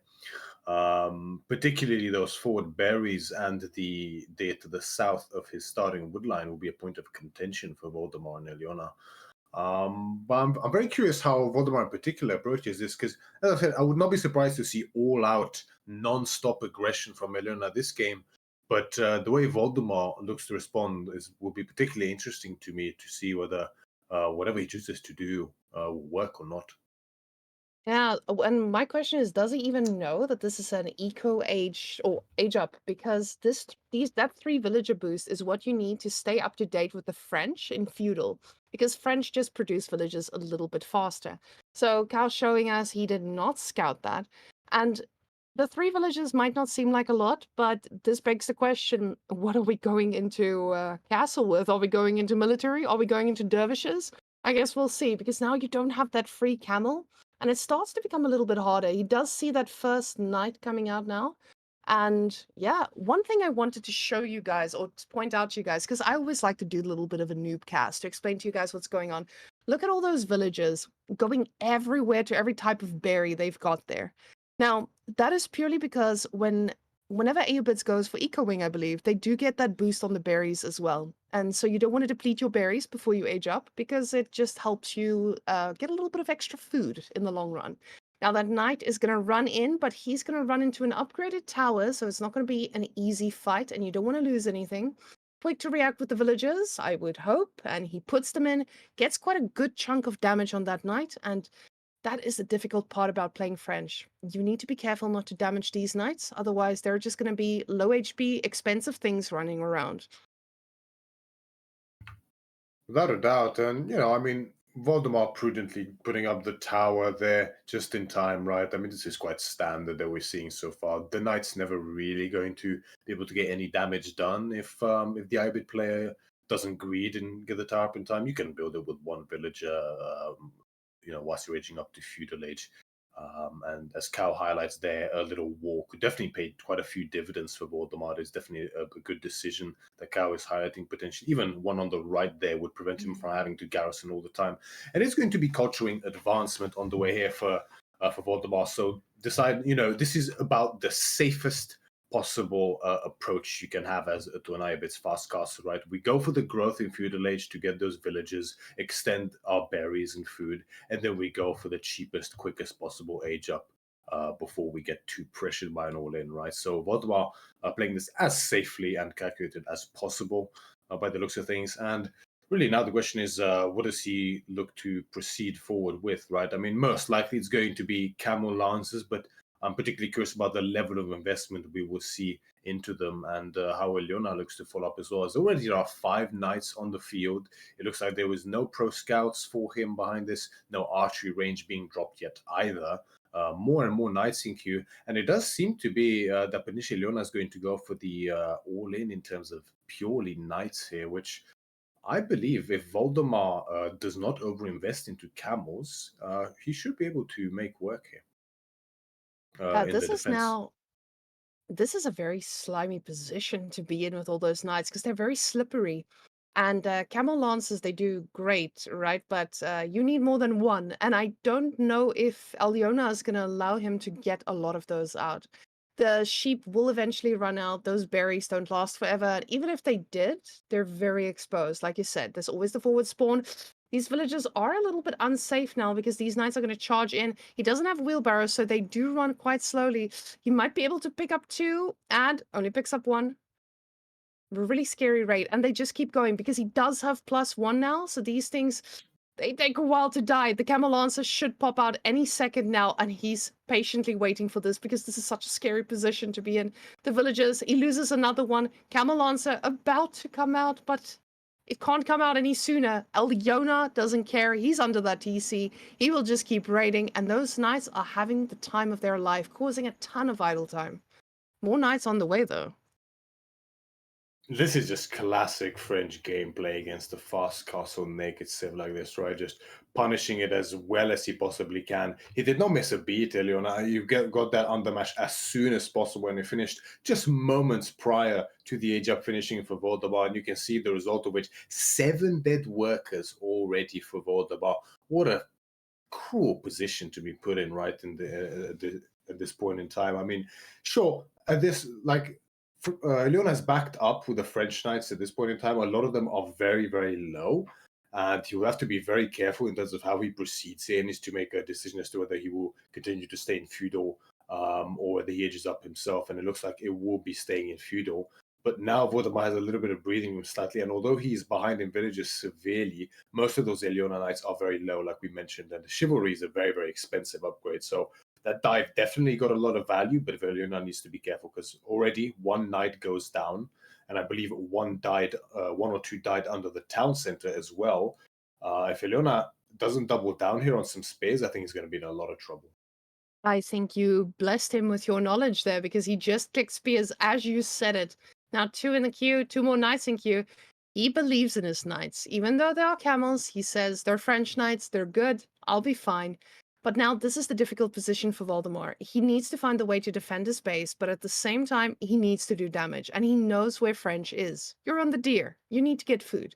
So I'm really hoping he finds an open spot, but there's a big charge of knights at the resources, and we finally get a little visit there from Cal. Thank you very much for showing us this. Villages are idle. Everything's in shambles. Valdemar looking like he's done for today. He's like, I don't care. There are knights in my base. These guys don't care about my boundaries. Look at those camel lancers also just going right through the villages, but that tower is going down. There's idle villages under the TC, and even though he does quite a bit of damage here, I don't think it's enough to bring him back to the game. Not just yet. I mean, he does get 2 villager kills there and completely idles out the deer pack that Eliona was on. You can see him struggling for food at this point in time. Once again, the wood of Valdemar is idled out, and you're completely right. It's a good little start for Valdemar there, not only idling out the food, but the 2 villager kills as well. But he will need quite a bit more in order to come back into this game, as Eliona is playing it smart and calculated. He is not greeding here, continuing to produce knights. Adding in spears now as well, which will be crucial in the defense to make sure that these fights are completely one-sided if it does come to a large one happening between the 2 armies. And behind this, of course, he has Wheelbarrow and the Blacksmith as well that we mentioned before. Wheelbarrow coming in for Valdemar as well to help offset a little bit of the damage that he took. Scout here might be going down, and that would be a big loss for Valdemar, but it doesn't just now. But the Camel Lancer numbers are starting to creep up quite considerably here, and with Leona's scattered army, once again, he picks up another knight there, Valdemar does, so well done to him. Or was it just a spear? I'm not too sure, actually. But relics behind this being gathered too. First one on the way now in already. And now with these guys, he should be able to heal these very expensive Camel Lancers up. So this is going to be a very slow growth back into the game, but it's so important for him to get this going. But that Camel Lancer, a little bit out of position here. The Knights look like they're going to get more kills. This is such a scary position to be in. Remember, he was at 7 dead. He's at 9 now. And these Knights don't look like they're slowing down. The Camel is trying to heal what he can, but we've had so many dead Camels already. Knight numbers are just too much. The spears reinforcing, changing this game completely. The knights on all the sides. He's looking at the wood villagers, and the wood villagers are going to be falling one by one. The knights doing amazing work, and I just don't know how he gets out of this with more than 25 villagers alive. It just feels like these knights don't want to die. There's nothing to or hide these villagers away. They're just standing on the other side. Voldemort feels like he's had enough. The knights are non-stop. They're everywhere. And Aliona, definitely showing he's learned quite a bit from MarineLord. He is solo in this game for the last round, and he's been doing an amazing job. Right now, down to 31 villagers, and the number keeps dwindling. Only 15 are safe around that TC, and he has had enough. Game is called as 5-0 in favor of Eliona in this play, or 5. Eliona, of course, representing MarineLord's team, whereas Voldemort represents Wham's team. And what an unfortunate finish for Voldemort here. But you can see the volatility of that matchup manifesting firsthand there. Because he went for that naked fast castle, Voldemort did, and Eliona just kept massing knights, understood his undermesh timing, and went to dive effectively.